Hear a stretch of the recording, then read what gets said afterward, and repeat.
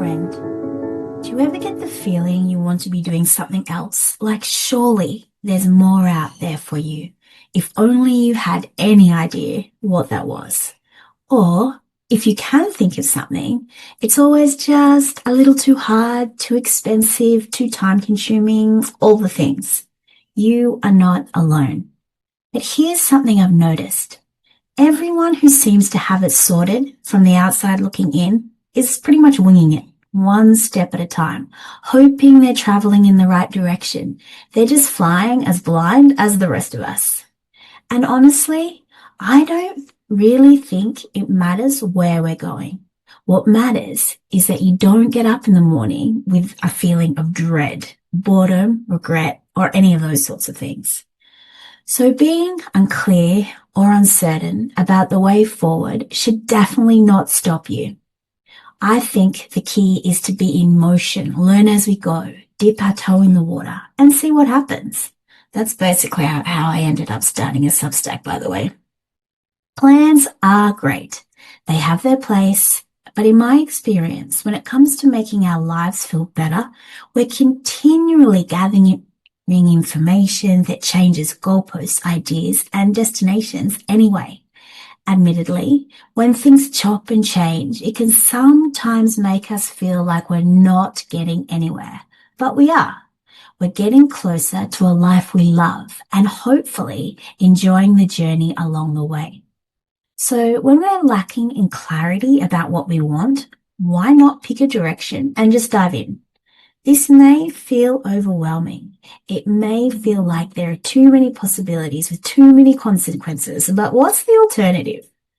As comfortable as doing nothing is, what would happen if you did nothing?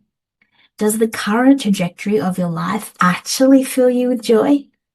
We can be unsatisfied with life for years, but with work, family, and all the things, it can all feel too hard. There are always other priorities. It is never a good time. And it probably isn't a good time to do something new. It rarely is. It's always going to feel a little bit poo. So in saying that, there's probably no better time than this. So is it time to say fuck it? Is it time to give that thing a go? Is it time to do something different?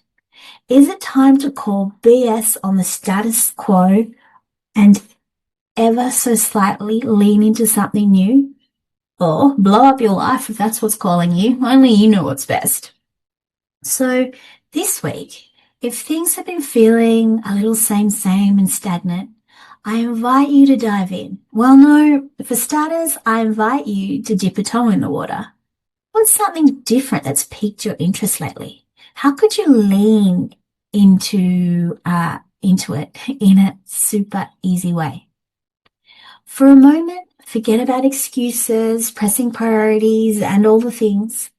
Just think what might be possible if you nudged your life into an alternate lane. One that felt a little more aligned, a little more meaningful, and all the things. Use these thoughts as motivation to take that first tiny step towards a different reality that may eventually rock your world. And of course, if there's a big change you've been thinking about, maybe it's time to say fuck it and embrace that too. Trust yourself. You're the only one that knows. You know, when I wrote this letter originally, it's probably the letter that I've got the most response from. I had a few people saying just thanks for the reminder that I need to get my bum into gear. And I actually had someone write to me saying that it was the push they needed to quit their job and start a new career, which is crazy. So, yeah, I wanted to start off with this letter because it seems to touch people's hearts that have something sitting there in the background and need a bit of gentle encouragement to move forward. So if there is something for you like that, I hope it might help you move in a slightly more positive direction, or a hugely more positive direction in your life. I'll talk to you soon.